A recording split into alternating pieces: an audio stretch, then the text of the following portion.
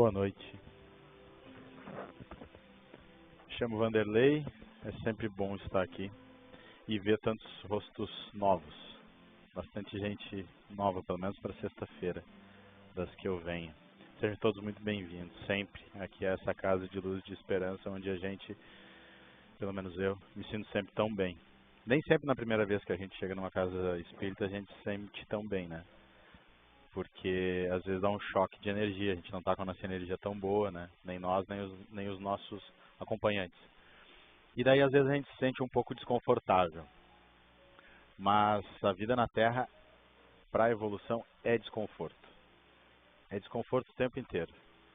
A gente está sempre sendo levado a uma situação de desconforto para que a gente saia do lugar onde a gente está e não fique parado. Porque quando está confortável a gente fica quietinho, né? A gente fica paradinho, a gente não se mexe. Por quê? Porque, como disse o Luciano, somos ainda crianças, num ano escolar ainda baixo, cada um no seu ano escolar, mas somos crianças aprendendo. E como criança a gente não quer ir para a escola, mas vai, porque os nossos pais nos mostram que é importante, às vezes nos obrigam, então a gente vai. E depois que a gente está lá, a gente tem algumas coisas que são legais, outras coisas nem tanto, mas a gente, quando chega no final do ano e passa de ano, a gente se sente muito bem porque a gente conseguiu, porque a gente teve capacidade de aprender, porque a gente passou nas provas, porque ninguém fez a prova pela gente.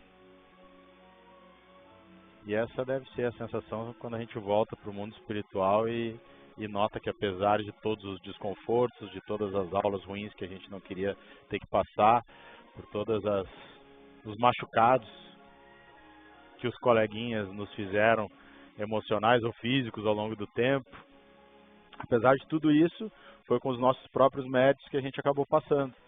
Uns em recuperação, outros de nota 10, enfim, cada um na sua caminhada, né? Mas quando a gente encarna, a gente está se matriculando num novo ano escolar.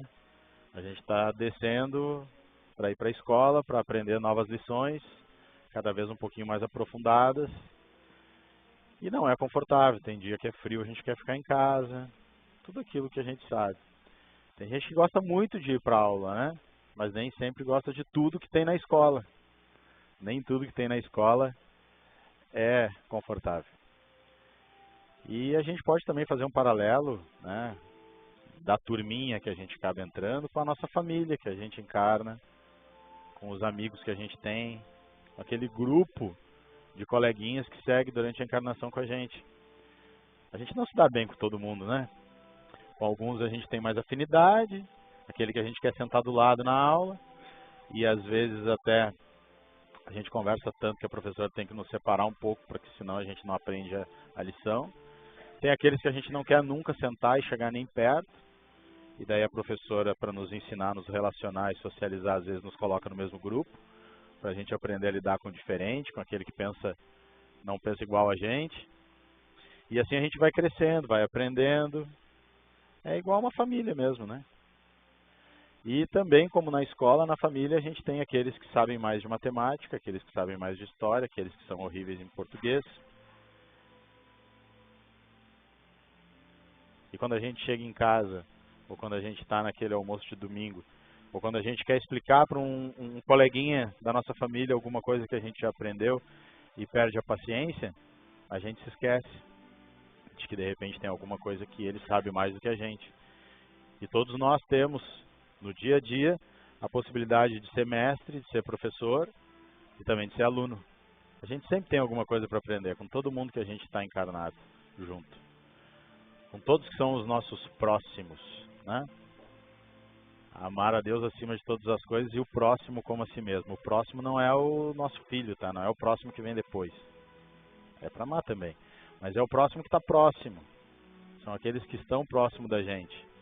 São aqueles com quem a gente vive. São os nossos familiares, os nossos colegas de trabalho, os nossos vizinhos, as pessoas que moram na nossa cidade. Essas são as pessoas com que a gente tem que cuidar e elas cuidar da gente. São a nossa turminha escolar, né?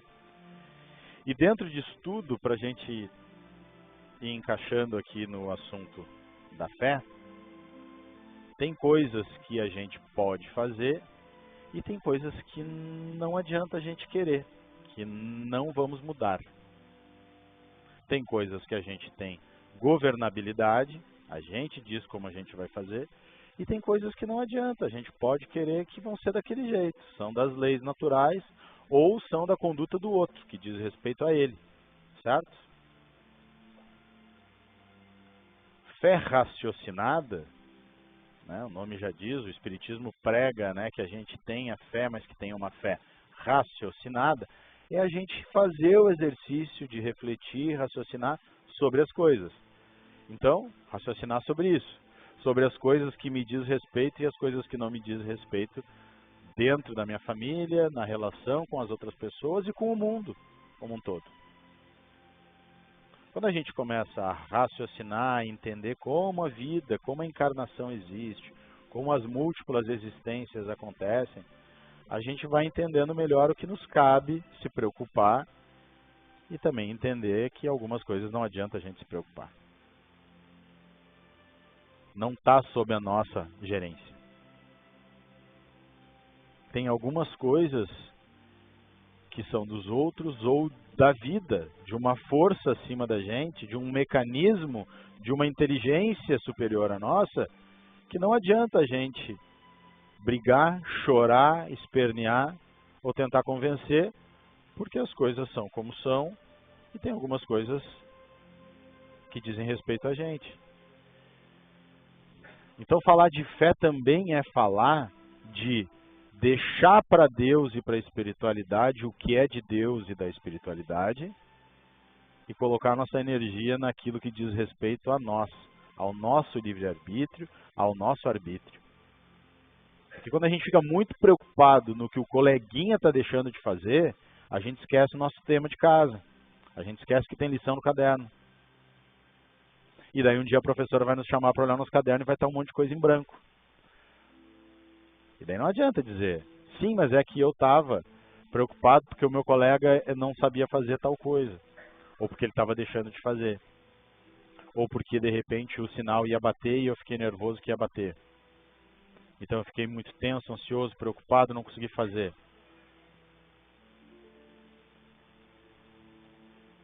Tem doença que está se apresentando para a gente nessa vida, que por mais que a gente tenha fé, ela vai seguir o seu curso. Porque ela está cumprindo um propósito que a gente não entende agora. De algo que de repente foi determinado até numa vida anterior.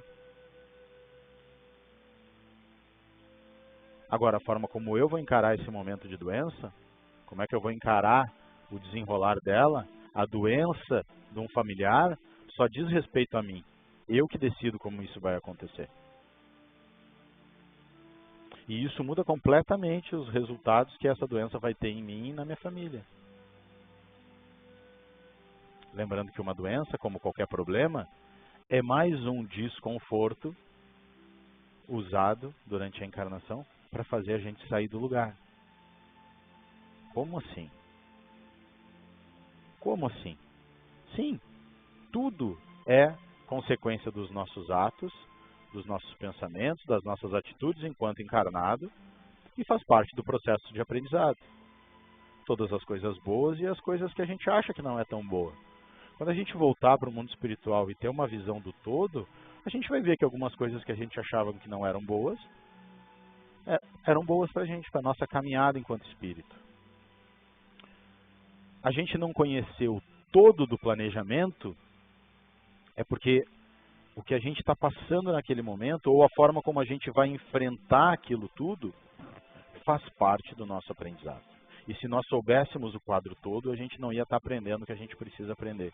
A gente não ia estar passando pelo desconforto que a gente precisa passar. Tem um exemplo que ele é, para todo mundo, muito forte. Né?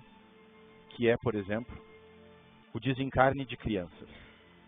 Durante muito tempo, uma fé, que era a nossa fé, todos os movimentos religiosos ao longo do tempo, a gente tem que olhar como sendo nosso, mesmo que hoje a gente se diga de repente espírita. Porque se nós estamos reencarnando em várias e várias vidas, a gente já foi passando e construindo essas religiões. Então tá tudo certo. Quando a gente fala assim, a fé é isso, a fé é tal, a fé é aquilo, sem necessariamente dizer nome de nenhuma religião, a gente está falando do nosso desenvolvimento humano, de todos nós. Todos nós fazemos parte disso. Mas durante muito tempo, a forma de a gente ter uma fé mais cega, dogmática, onde nos diziam alguma coisa e a gente acreditava porque alguém disse pronto. Ah, se ele veste uma roupa tal e tem um título tal, ele está dizendo que é de tal jeito, eu vou acreditar que é desse jeito e pronto. É lei para mim. É uma fé não raciocinada. A gente chama de fé cega. A gente cega os olhos e só acredita. Então a gente acreditava, e muita gente ainda acredita, que dependendo do que acontece em uma só vida, ou a pessoa vai para o paraíso ou vai para um inferno eterno. E daí apareceu evidentemente aqueles que raciocinaram e pensaram, não, mas só um pouquinho. Mas e as crianças, que nada fizeram, não tiveram nem tempo de fazer algo de errado? Não, essas aí vão para um lugar especial ali e tal. Daí se criou um mecanismo para essas crianças ficarem num lugar que era um limbo. Elas não vão nem para cá nem para lá e vai ficar lá. E daí se a gente raciocina sobre isso, a gente vê que não faz sentido. Não faz sentido, né? Mas então vamos olhar a morte de uma criança, o desencarne de uma criança por doença, por exemplo, sob a ótica reencarnacionista, espírita. Para nós que seguimos aqui vivendo, ou que de repente tivemos uma criança que desencarnou na família, ou fomos pais, evidentemente é algo muito sofrível, de uma das provas, se não a maior, uma das mais difíceis de se passar, sem sombra de dúvida. Sem sombra de dúvida. Agora vamos olhar sob o ponto de vista do espírito. Vejam assim que a gente estava falando agora há pouco de doença. Então, de repente, eu, seja lá por que motivo das minhas vidas anteriores, seja por um problema emocional, por algo que eu pensava, algo que eu fiz, enfim, o meu corpo espiritual, o Espiritismo nos explica tudo isso, está nos livros, para quem quiser se aprofundar. Eu tenho um corpo espiritual, que muita gente vê e chama de fantasma. Eu vi um fantasma, é um corpo espiritual de energia mais sutil. Todos nós temos, encarnados ou desencarnados, então eu tenho esse corpo espiritual e quando eu reencarno, o meu corpo atual físico é moldado a partir desse corpo espiritual. Ele é uma duplicata. Tá? Até aí tudo bem? Esse corpo espiritual, ele tem todas as lembranças e marcas das minhas vidas anteriores. Tudo que eu fiz de bom, todas as minhas alegrias, tudo que eu fiz de mal, todas as minhas tristezas e traumas. Fica marcado nesse corpo espiritual, em algum lugar dele. Quando eu reencarno, e a reencarnação tem esse processo, também é para eu limpar o meu corpo espiritual. Meu corpo espiritual ele precisa ficar sutil, leve, para que eu me torne um espírito puro, angelical. Essa é a nossa caminhada. Eu preciso limpar o meu corpo espiritual. O que a vida faz para acelerar esse processo? Ela nos manda em encarnação num corpo físico duro, e esse corpo físico funciona como uma esponja. Esponja de cozinha, vocês sabem como é que é, né? A gente pega assim, se tiver uma mancha aqui de café na pia, e eu colocar a esponja em cima, o que acontece? Ela absorve toda aquela mancha de café e a pia fica limpa, não é assim? O nosso corpo físico faz assim com as nossas lesões espirituais, as nossas lesões do nosso corpo espiritual. Então é um mecanismo de depuração daquilo que é o principal, que é o quê? O espírito. Nós somos espírito. Estamos em um corpo de carne, mas nós somos espírito. A lesão nos causa muito mais desconforto lá, quando a gente está no mundo espiritual, e nos causa angústia, tristeza, quando a gente fica lembrando as coisas que a gente passou em outras vidas. Lá é a verdadeira angústia e sofrimento. Quando a gente vem por um corpo, a gente fica separado dessas lembranças. A gente ganha uma folga disso tudo. O corpo nos dá uma proteção, porque a gente vem para um lugar mais grosseiro. Nem todo mundo é sensitivo, né? Pelo contrário, o normal de quem está num corpo é cortar essas relações com o que é espiritual. E durante esse processo que a gente ganha esta folga, a gente vai passando por novos processos de aprendizado, a gente vai fazendo nova semeadura, plantando novas coisas, que podem ser boas ou ruins para o nosso corpo espiritual, e ao mesmo tempo aproveitando que estamos aqui na carne e trazendo do espiritual para a terra aquilo que me faz mal no espiritual. E muitas vezes isso vai acabar aparecendo no nosso corpo, seja ele físico ou no emocional, como uma doença. Então vem para cá. Às vezes essa doença é muito forte ao ponto de o corpo não resistir.